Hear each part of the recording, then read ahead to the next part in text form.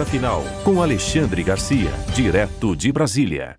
Primeiro assunto, vocês notaram que coisa interessante? O topo do Judiciário Supremo, por inspiração de Barroso, talvez, entrou na política e saiu da justiça. Eu ontem mencionei uma frase que não é minha, né? Quando a política entra por uma porta de um tribunal, a justiça sai pela outra. Eu queria mencionar esse caso aí do Eduardo Talhaferro versus seu chefe, seu ex-chefe, ministro Moraes. O Estadão, jornal do Estado de São Paulo, um dos mais importantes do país, num editorial de sexta-feira, lamentou que houvesse mais um absurdo no Supremo, que é o juiz que se julga atingido julgar o seu ex-funcionário, Talhaferro. Não apenas funcionário, mas pessoa de confiança. Ele ocupava um cargo de confiança de coordenador daquela agência dentro do TSE de combate à desinformação, o Eduardo Talhaferro.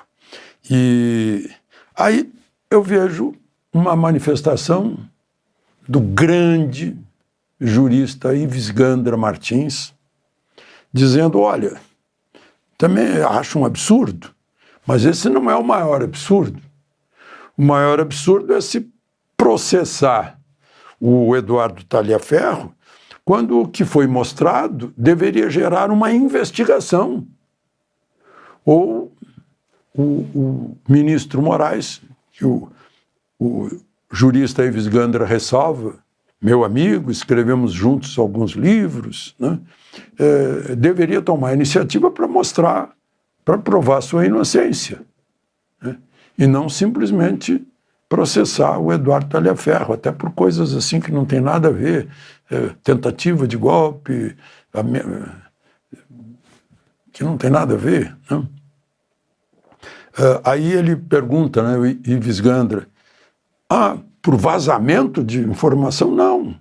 Artigo 37 da Constituição diz que o serviço público se caracteriza pela publicidade, né? Além do que, isso apareceu depois que a polícia apreendeu o celular dele por outro motivo, para investigar algo que não ficou provado, de agressão à mulher dele, a mulher do Talhaferro em casa, uma agressão, uma violência doméstica. E o celular vai para a polícia e, de repente, todo mundo fica sabendo o que tinha dentro do celular. Aquelas conversas, como disse o jurista Ives Gandra, pouco republicanas, né? Como, por exemplo, crie de asas a sua imaginação, a sua criatividade para acusar a revista Oeste. Ives Gandra lembra, o juiz não é um criador de provas, ele é um julgador, né? E isso é que é o grave de toda essa questão. Ele termina fazendo um apelo ao Supremo que volte a ser o Supremo do século passado, quando ainda não tinha entrado por lá, acho que pela porta dos fundos, a política. E aí a justiça sai pela porta da frente à procura do povo, que é a origem do poder. Bom, Chile, eleição no Chile. Previsível o resultado do segundo turno, dia 14 de dezembro. Eu diria, anotem aí, 70% para o Cast e 30% para Jeanette Jara. A candidata comunista que uniu todas as esquerdas fez 27% no primeiro turno. O José Antônio Cast fez 24%, direita. O segundo lugar, direita também, uma direita tipo Milei. Franco Parisi, surpresa, 20%. Depois a outra direita, Johannes Kaiser, 14%. A outra direita, Evelyn Matei, 12%. Se somarmos os candidatos de direita, vamos ter 70%. A Jeanette Rara teve 27%, supondo que os outros candidatos juntos tenham 30%, tenham 3%, a chance dela é chegar a 30%. O Castro, que já é tido como eleito no segundo turno, é amigo de Bolsonaro. E só para lembrar, a direita também fez maioria na Câmara e no Senado, lá no Chile. Bom, um outro assunto policial, né? Esse caso aí da nora de Lula, que é casada com o filho adotivo de Lula, que é filho de Dona Marisa, que está ligada com o sujeito que foi preso, houve busca e apreensão na casa dela, inclusive foi o filho adotivo de Lula que abriu a porta para a polícia, né? Ele comprava material escolar de R$1 a R$5 e vendia a R$80 para as prefeituras. E pagava propina para vice-prefeito de Hortolândia, para o secretário de Educação de Hortolândia, estão presos os dois, para o secretário um outro secretário de Educação de Sumaré, por exemplo, né? Muita propina. Esse sujeito aí, André Mariano, já está preso. Ela se chama Carla Ariane Trindade Silva, diz a Polícia Federal que havia um acesso privilegiado em Brasília, provavelmente essa era a tarefa dela. Propina de R$2.200.000. A Polícia Federal também constatou compras em lojas de luxo.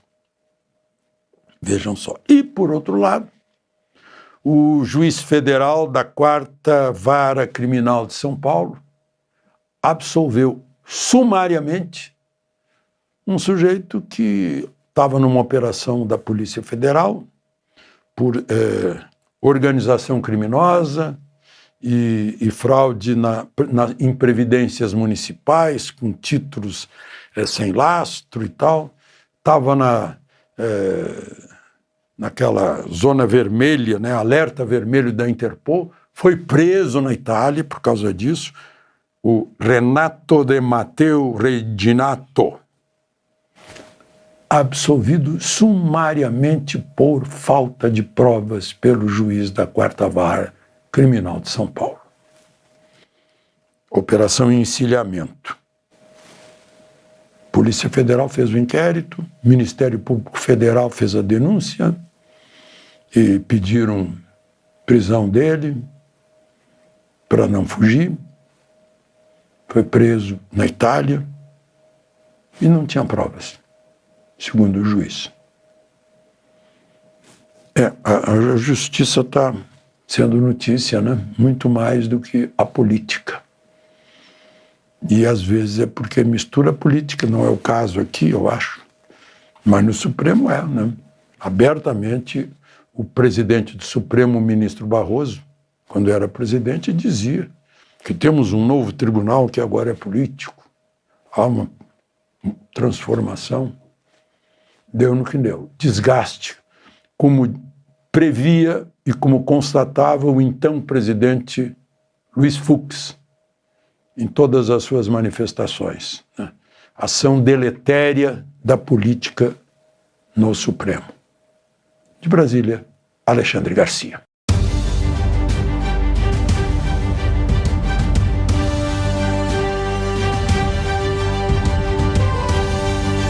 A palavra final com Alexandre Garcia, direto de Brasília.